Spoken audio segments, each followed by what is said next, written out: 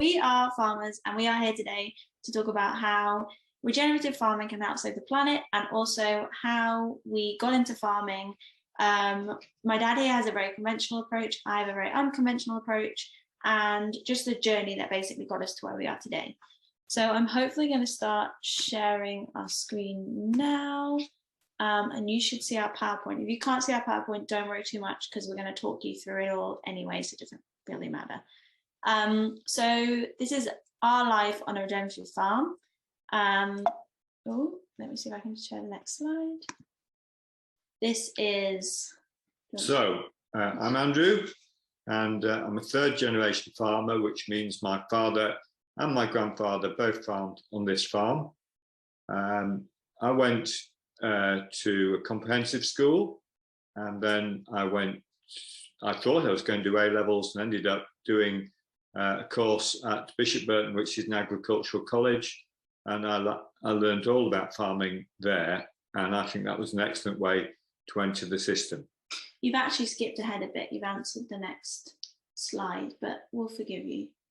Oh, I didn't know what the next slide was. No, we start again. We did do a rehearsal, so Dad shouldn't have done that. But anyway, so my name is Anna. As you can see in the picture, I really enjoy farming with my flock of sheep. We'll go into my journey in a minute. Dan's just getting quite excited and skipping ahead, but that's so fine.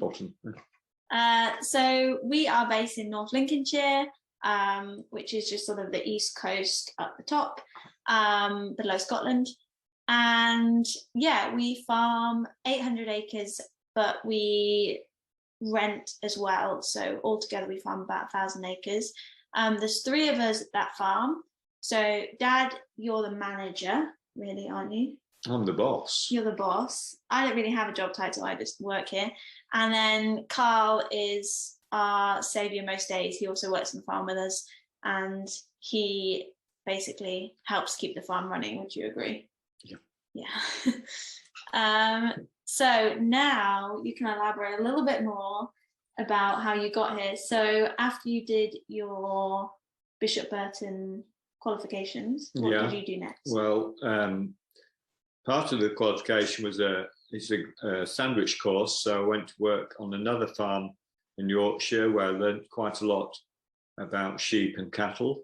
I also learnt about sweeping out sheds and painting buildings, which was a bit boring, but that's all part of farming. And then I came home and joined my father on the family farm, and luckily he was happy to share new ideas, and we got on pretty well. Likewise, Anna and I are sharing ideas, and we get on pretty well.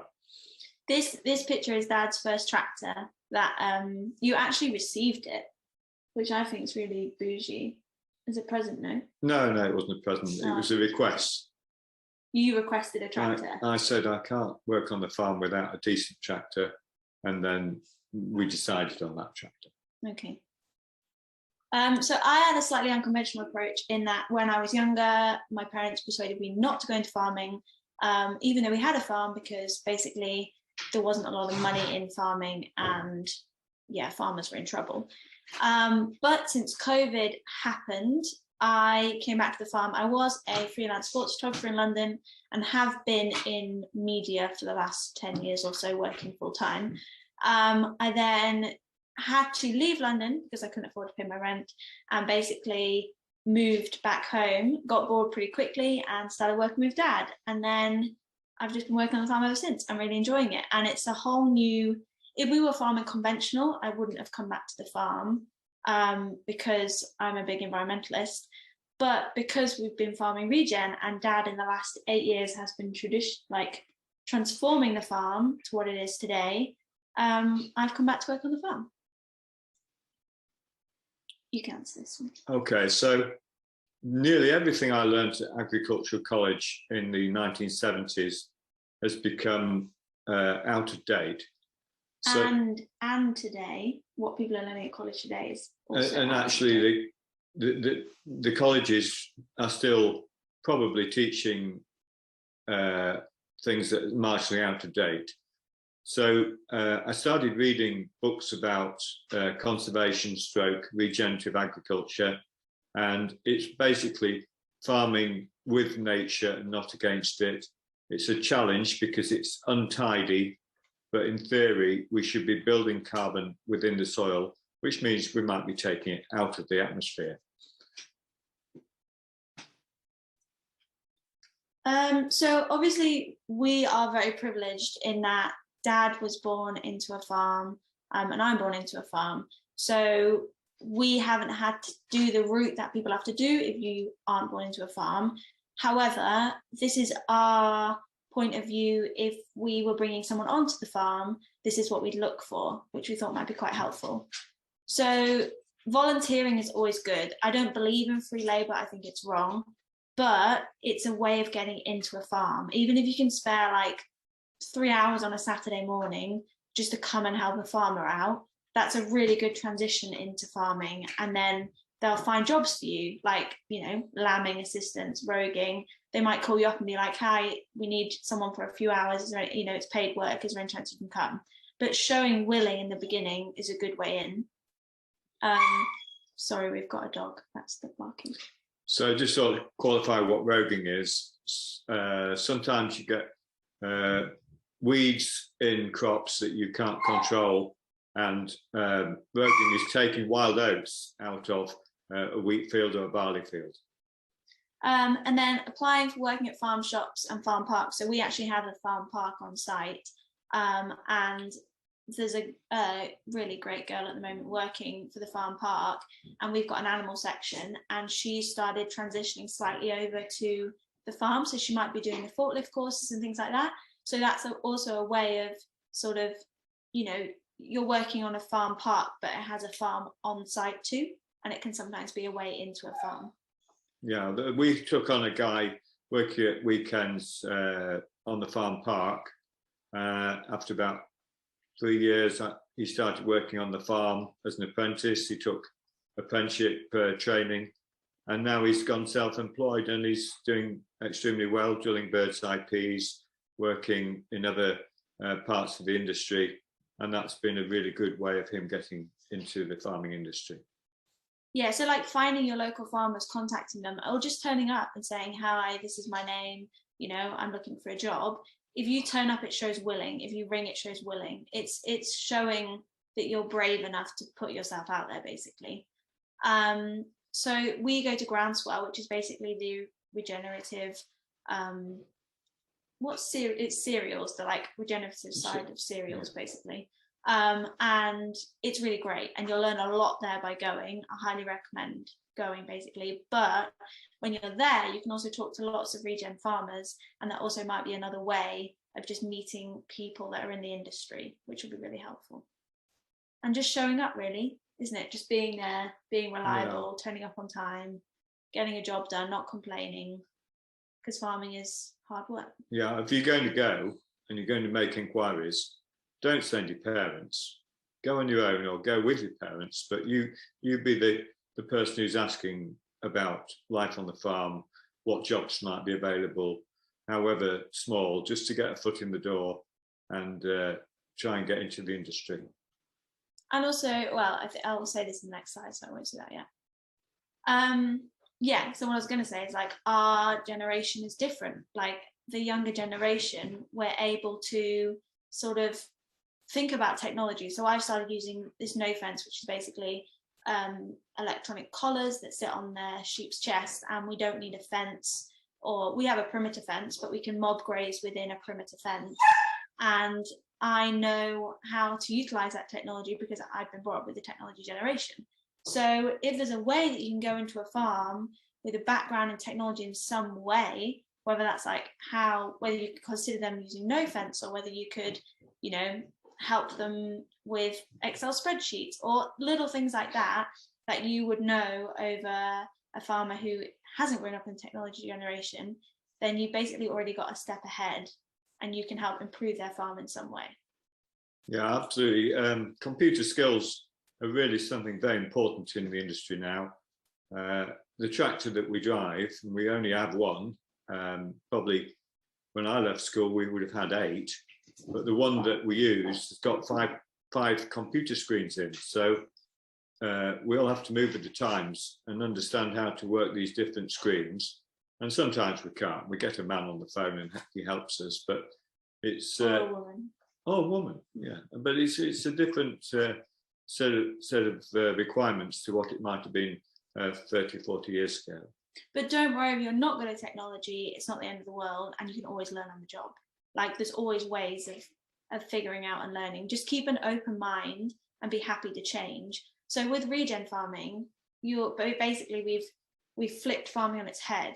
We no longer plow, we no longer subsoil, we disturb the earth as little as possible, keeping all the goodness basically in the ground.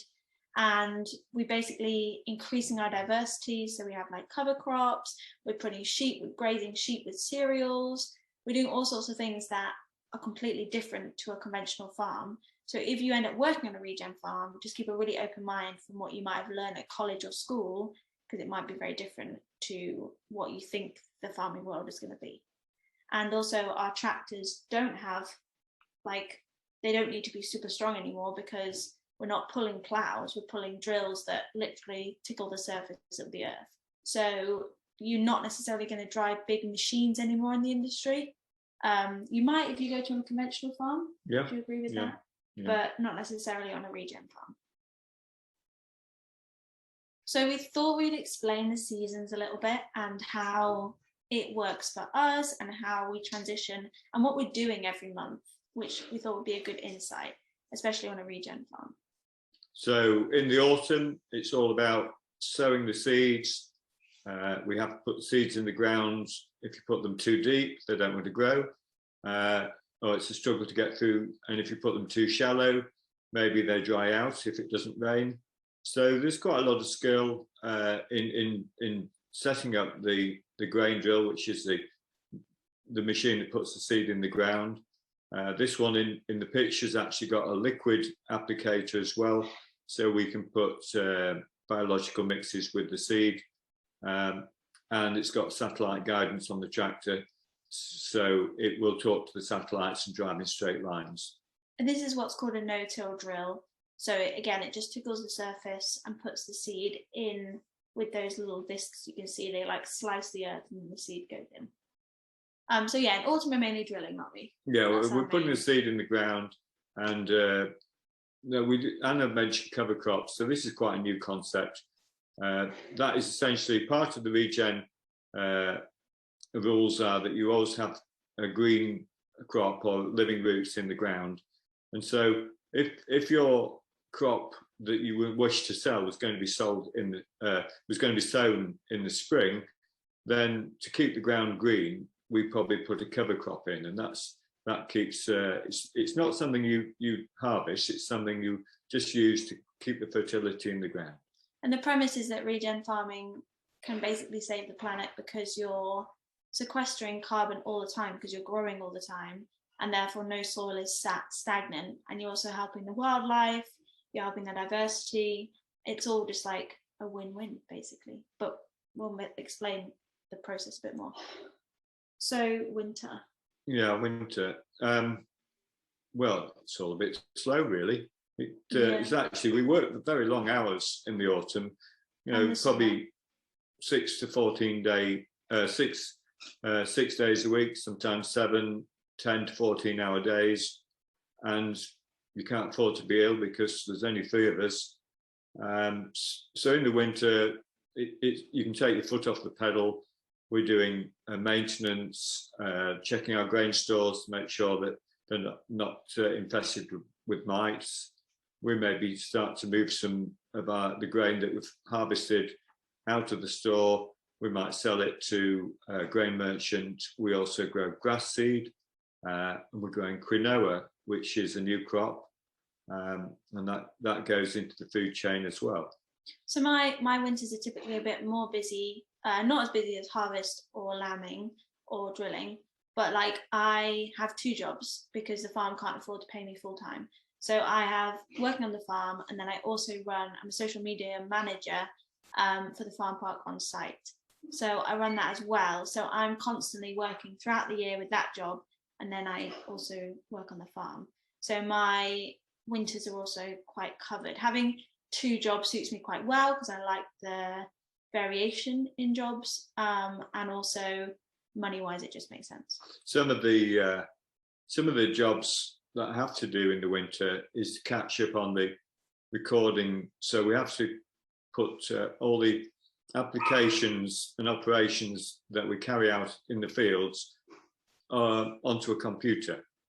And I generally do it as I go.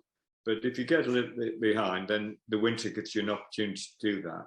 So we have a memory stick on the combine which records the yields of every metre that we combine, square metre. And I've got to try and put that into the computer so we can draw yield maps and tell which are the low yielding bits on the farm and which are the high. So there's always something to do. There's never a dull moment. Sally. So we feature on YouTube now. So in the spring, so lambing starts typically February. I've tried to push it back a little bit this year because I don't like lambing in the cold at 2 a.m. So yeah, lambing starts in February and that goes on for about a month, 2 months. 1 month. 1 month. We don't have a big flock of sheep. The only reason we have sheep is because we want them to graze our crops and put their walking fertilizer machines basically and put their poo back into the earth where it belongs, and not use man-made fertilizers. So we're building our own flock and we're doing it slowly because we don't want to bring in any new blood, because we're basically trimming our flock to be the perfect flock for us. We're a closed flock, so we don't want to buy in animals with disease problems. So in many farms, historically they would have had, all farms would have had some element of animals, whether it's pigs, sheep, chickens, or actually cows, or the whole lot. But now farms have got very specialists. So chicken units are nearly all indoors, and they have specialist staff and specialist vets. So that's a line of the industry that we probably won't talk about, but it's there. And pig industry, same. A lot of the units are indoors with specialist staff and vets. The regen movement is more about introducing sheep and cattle to the arable rotation. That's the crops that we grow outside in the fields, and putting the fertilizer, as Anna mentioned, the manure from the sheep and the cattle back on the fields, like it has been for 500 to 1,000 years or more. So in summer, that's harvest. So we get the tractor out, we make sure it's all working, and then we're all go. As long as the weather is good, we are in a tractor or a combine, and we're harvesting. And that is basically most of summer. We have little breaks, don't we, where like one crop will be finished and then another crop can't be ready. So we'll have like a little break and then we'll hop into the next crop. Storage is our main sort of juggling act. We have to make sure, because we're typically a small farm compared to most farms in the UK, we have to make sure we can fit all our specialised, because we grow things like quinoa, this is quinoa, and quinoa, and we have to make sure that we can fit it into the shed, because we'll have smaller amounts of seed, but we're more specialised, and hopefully get seed that makes us a little bit more money, because we can't compete with, an abundance of wheat. We can't produce that. Yeah, so we try to go, part of the rules of Regen Ag are to have a varied rotation. So instead of just growing 1 or 2 crops, we're growing grass seed, quinoa, bird's eye peas, wheat, oilseed rape. So we've got a varied rotation. So just to put you in the picture about the machinery. So in a car, you measure a car and its sort of age and longevity by the number of miles that it's done. In a tractor, it's hours. So typically our tractor is doing about 900 hours a year. That means that somebody's actually sat in that seat for 900 hours over the course of a year. doing something. So the combine will probably do about 100 to 120 hours a year, and somebody's sat in that seat. And then the forklift, which is actually a very busy machine, also does about 400 hours of handling product that we either buy, sell, or apply.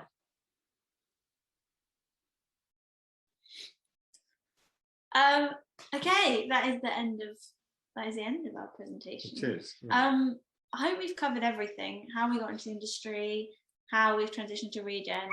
There is a theory that if every farmer in the world was regen, we would pause global warming. Whether this theory is true or not, we do not know, but we know that it's really, really good for the planet.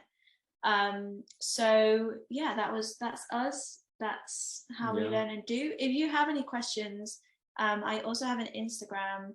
It's Anna Rachel Jackson, where feel free to pop me a message or any questions. But yeah, our main sort of updates from the farm are on TikTok. And yeah, is there anything else you want to say? No, it's just it's a great industry to be in, but there aren't as many people in it as there might have been 20, 30 years ago. But the people that we need in the industry have to be better. They have to be good at not only good at driving tractors, understand the computers, very versatile, drive a forklift one day, tractor another, combine another.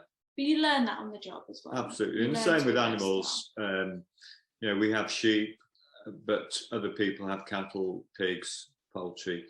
So there's lots of niches to follow if you're interested. And if you're a woman trying to get into the industry, don't be put off by things that you might be told that you can't do, or just sort of see yourself as another person in the industry. That's what I do. If I can't do something because I'm not strong enough, I'll get stronger and then I'm able to do it. Just see yourself as another person who's working the industry, and you can do it just as good as anyone else. And that'll hopefully help a lot. Okay, good luck. Yeah, good luck. Thank you for listening. And I've got to figure out how to pause it. I think that's pause that share. And then there you go. And there you go. That's it. Bye. Bye. Bye.